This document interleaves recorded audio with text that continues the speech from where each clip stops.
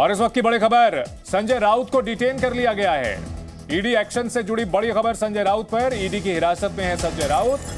शिवसेना नेता संजय राउत को ईडी ने हिरासत में ले लिया है। इस वक्त की बड़ी खबर आ रही है। लगभग 9 घंटे की पूछताछ के बाद संजय राउत को पात्रा चौल घोटाला मामले में ईडी ने हिरासत में ले लिया है। ऐसी खबरें आ रही थी कि संजय राउत ईडी के साथ सहयोग नहीं कर रहे, सवालों के जवाब नहीं दे रहे हैं और अब ईडी ने संजय राउत को डिटेन कर लिया है, हिरासत में ले लिया है। इस वक्त की बड़ी खबर आपको बता दें, संजय राउत शिवसेना के राज्यसभा सांसद, शिवसेना के मुखपत्र सामना के एडिटर और उद्धव ठाकरे के बेहद खास अब ईडी की हिरासत में हैं। उनसे पात्रा चौल रीडेवलपमेंट घोटाले को लेकर के 8 घंटे से ज्यादा समय से पूछताछ चल रही थी और अब उन्हें गिरफ्तार, माफ कीजिएगा, हिरासत में ले लिया गया है।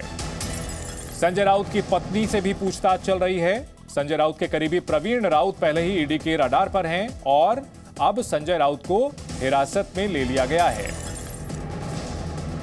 सूत्रों के हवाले से यह खबर जी न्यूज आपको लगातार बता रहा था कि संजय राउत को हिरासत में लिया जा सकता है और यही हुआ है।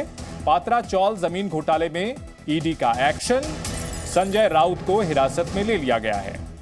अब से थोड़ी देर पहले उद्धव ठाकरे ने आरोप लगाया था बीजेपी पर और यह आशंका जताई थी कि संजय राउत को गिरफ्तार किया जा सकता है।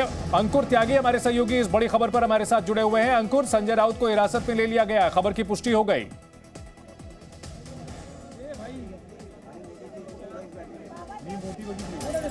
अंकुर, अगर आप हमें सुन पा रहे हो तो क्या अपडेट मिल रहा है? संजय राउत को हिरासत में ले लिया गया है। आपको बता दें कि संजय राउत से लंबे समय से पूछताछ चल रही थी। इससे पहले उन्हें कई बार समन भेजा गया था, लेकिन उन्होंने व्यस्तता का हवाला देते हुए ईडी के सामने वो पेश नहीं हुए थे और अब आज उन्हें ईडी ने लगभग 9 घंटे की पूछताछ के बाद अब हिरासत में ले लिया है। पात्रा चौल घोटाला, इस मामले में संजय राउत की मुश्किलें बढ़ी, ईडी ने उन्हें हिरासत में ले लिया है। इससे पहले संजय राउत की संपत्ति को भी, अलीबाग वाली संपत्ति को भी अटैच किया गया था। इस मामले में संजय राउत के करीबी प्रवीण राउत पहले से ईडी के शिकंजे में हैं और अब संजय राउत को भी हिरासत में ले लिया गया है। बड़ी खबर महाराष्ट्र की राजनीति से जुड़ी हुई आ रही है। संजय राउत को ईडी ने हिरासत में ले लिया है। पात्रा चौल घोटाला मामले में यह बड़ी कार्रवाई की गई है। इससे पहले उद्धव ठाकरे ने आशंका जताई थी कि संजय राउत को गिरफ्तार किया जा सकता है। आरोप लगाया कि संजय राउत के खिलाफ कोई मामला नहीं बनता, लेकिन राजनीतिक विद्वेष के तौर पर, पॉलिटिकल वेंडेटा के तहत उनके खिलाफ कार्रवाई की जा रही है।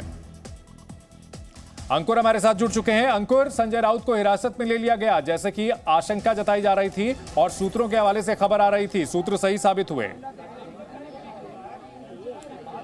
देखिए, मैं आपको दृश्य दिखा के इस पूरी परिस्थिति का आकलन करने की कोशिश करूंगा। अगर आप यहाँ पर सामने देखेंगे, जो फर्स्ट फ्लोर की जो विंडो है, थोड़ी देर पहले खुद यहाँ पर अभी संजय राउत ने आके हाथ हिलाया था, जितने भी कार्यकर्ता हैं उनको वेव किया था। जो कॉन्फिडेंस वो अपने कार्यकर्ताओं के अंदर शो करना चाहते हैं, जिस तरह से ईडी लगातार सुबह 7 से 7:30 बजे से आगे यहाँ पे कार्रवाई कर रही है। दूसरा मौका ऐसा था जब आज संजय राउत बाहर आते हैं और हाथ हिलाकर वेव करते हैं। फिलहाल जो परिस्थिति है ये है कि जितने भी कार्यकर्ता हैं, जो भी उनके साथ जुड़े हुए हैं, जो उद्धव ठाकरे के साथ जुड़े हुए हैं, और वो इस वक्त यहाँ पर आपको बड़ी संख्या में इस जो फ्रंट गेट है उनकी बिल्डिंग मैत्री का, वहां पर आपको देखने के लिए मिल जाएंगे। जो पीछे वाला गेट है वहां पर कायदा अपनी गाड़ियां लगा रखी हैं और इस बात की जल्दी ही यहाँ से ईडी दफ्तर के लिए लेके जाया जाएगा। जी बिल्कुल, आपसे थोड़ी देर में संजय राउत को ईडी दफ्तर ले जाया जाएगा और तस्वीरें हमारे सहयोगी अंकुर दिखा रहे हैं। जी अंकुर, बड़े पैमाने पर पुलिस की बंदोबस्ती हम देख पा रहे हैं, शिवसेना के समर्थक भी बाहर नजर आ रहे हैं, हालात क्या हैं अभी?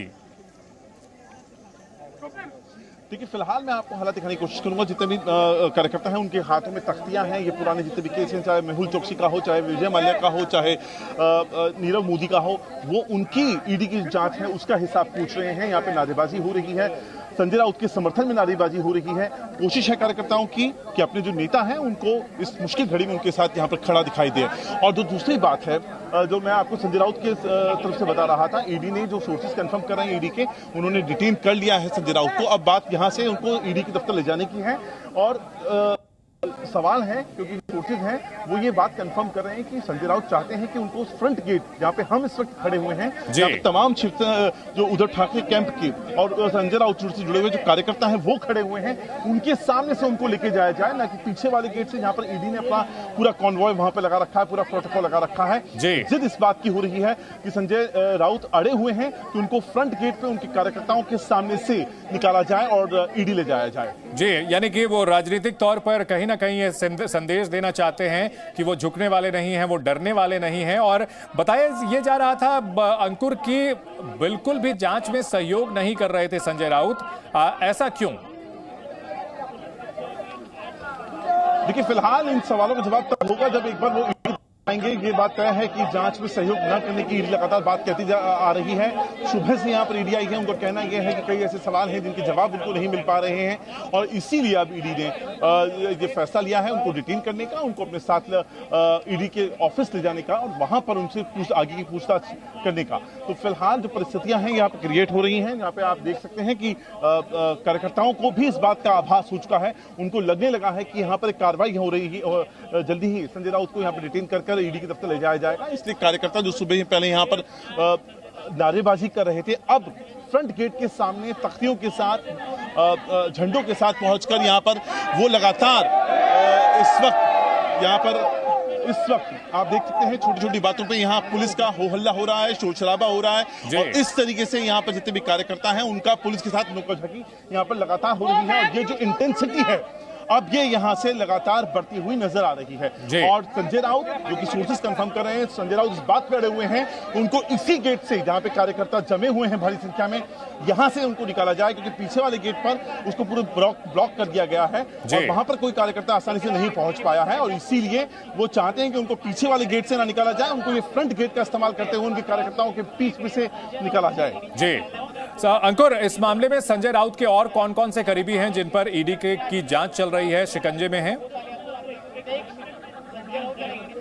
देखिए, फिलहाल तो उनकी जो पत्नी है वर्षा राउत, उनके ऊपर भी इल्जाम लगे हुए हैं, क्योंकि उन्हें बताया जाता है कि प्रवीण राउत की पत्नी से उनके अकाउंट में 83 लाख आए थे। जब मामले की जब जांच शुरू होती है उसमें से 55 लाख रुपए उनको दे दिए जाते हैं। इसके अलावा तकरीबन 1 करोड़ 60 लाख की ऐसी जो आय है या ऐसी रकम है जो प्रवीण राउत ने संजय राउत और उनके आसपास के जो करीबी हैं, सगे संबंधी हैं, उनके अकाउंट में अलग अलग वे से पहुंचाई थी, ऐसा ईडी ने अपने उस प्रेस नोट में लिखा था।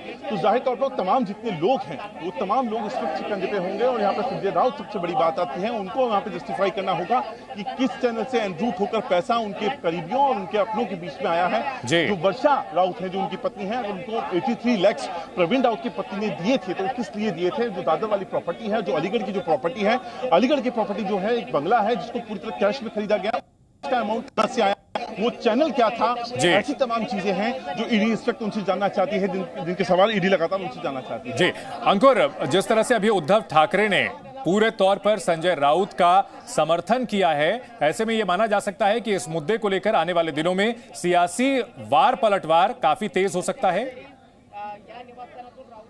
देखिए, इसकी शुरुआत आज ही हो गई है। हम देख रहे थे सुबह 7:30 बजे से ईडी की कार्रवाई लगातार जारी है। उसके बाद अंदाजा लगाया जा रहा था कि शिवसेना की तरफ से या उद्धव ठाकरे जो कैंप है उसकी तरफ से कोई आधिकारिक बयान आएगा और ठाकरे ने इस बात को बताने के लिए खुद वो थाने वाले इलाके में आते हैं जहां पर संजय राउत का अपना ये बंगलो, जहां पे हम खड़े हुए हैं, इसी इलाके में दूसरे नेता के घर पर संजय राउत जाते हैं और वहां जाकर वो ये वाली बात कहते हैं। उन्होंने इस बात की आशंका जाहिर करी थी कि आज संजय राउत की गिरफ्तारी हो सकती है और संजय राउत के खिलाफ ईडी की जो कार्रवाई हो रही है, क्योंकि उन्होंने एक स्टैंड लिया है, क्योंकि उन्होंने सामना में संपादकीय एडिटोरियल लिखा है और इसीलिए उनके खिलाफ ये सारी चीजें हो रही हैं। जी अंकुर, हमारे साथ राकेश त्रिवेदी जुड़ चुके हैं जो कि ईडी दफ्तर के बाहर मौजूद हैं। राकेश, खबरें आ रही हैं कि अब ईडी की टीम उनको लेकर के निकलेगी और ईडी दफ्तर पहुंचेगी। यहां पर किस तरह की तैयारी, किस तरह का माहौल देखने को मिल रहा है और अब आगे क्या कुछ हो सकता है?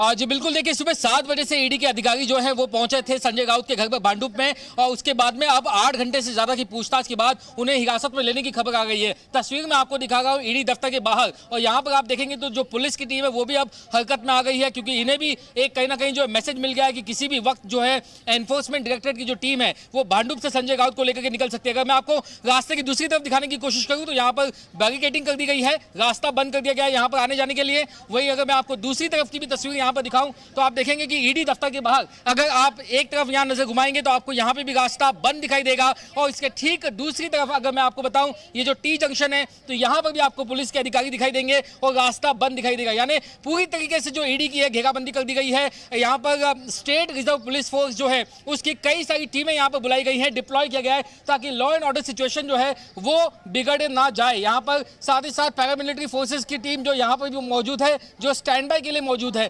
आज संडे का दिन है और रविवार के दिन इस पूरे इलाके में छुट्टी होने की वजह से यहाँ पर भीड़ भाड़ कम होती है और लॉ एंड ऑर्डर की जो सिचुएशन है वो बिगड़ने ना पाए और उस पर काबू है। इसीलिए जो है रविवार के दिन अक्सर ऐसी बड़ी कार्रवाई देखी जाती है और फिलहाल यहाँ पर सुरक्षा के जो इंतजाम है वो काफी कड़े दिखाई दे रहे हैं। और ऐसे में अगर कुछ समय बाद संजय राउत को भांडुप के घर से निकाला जाता है और उन्हें ईडी के इस दफ्तर लाया जाता है तो उसके लिए यहाँ पर पुलिस इसलिए तैनात है ताकि जैसे हमने वहां पर देखा कि कुछ शिव सैनिक वहां पर आए, संजय राउत के समर्थक आए, उन्होंने जो हुड़दंग मचाया या उत्पाद मचाया, जो नारेबाजी की, विरोध प्रदर्शन किया, ऐसी सिचुएशन यहाँ ना हो इसीलिए यहाँ पर ये तैयारियां दिखाई दे रही है। जी बिल्कुल राकेश, पूरी तैयारियां हैं ईडी दफ्तर पर और 7:30 बजे से पूछताछ का सिलसिला जारी है और ये सीधी तस्वीरें हम अपने दर्शकों को दिखा रहे हैं। संजय राउत के घर के बाहर पुलिस के पुख्ता इंतजाम है। बड़े पैमाने पर संजय राउत के समर्थक, शिवसेना के उद्धव ठाकरे गुट के समर्थक यहां पहुंचे हुए हैं और अंदर भी बड़े पैमाने पर सुरक्षा के इंतजाम है। इस बड़ी खबर पर हमारी कवरेज लगातार बनी हुई है। संजय राउत को ईडी ने हिरासत में ले लिया है और उनके घर से लेकर के अब किसी भी पल रवाना हो सकती है ईडी दफ्तर के लिए। बड़ी खबर पर आपको हम अपडेट देते रहेंगे।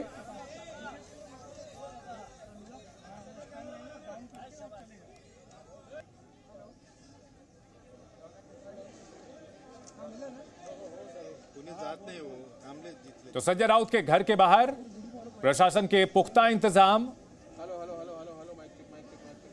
राम कदम बीजेपी नेता हमारे साथ जुड़ चुके हैं। राम कदम जी, ईडी ने हिरासत में ले लिया है संजय राउत को, इस मामले पर क्या कहेंगे? यदि शिवसेना नेता ईडी के जांच को सहयोग करते, उनके सवालों के सही जवाब देते तो शायद ये नौबत नहीं आती।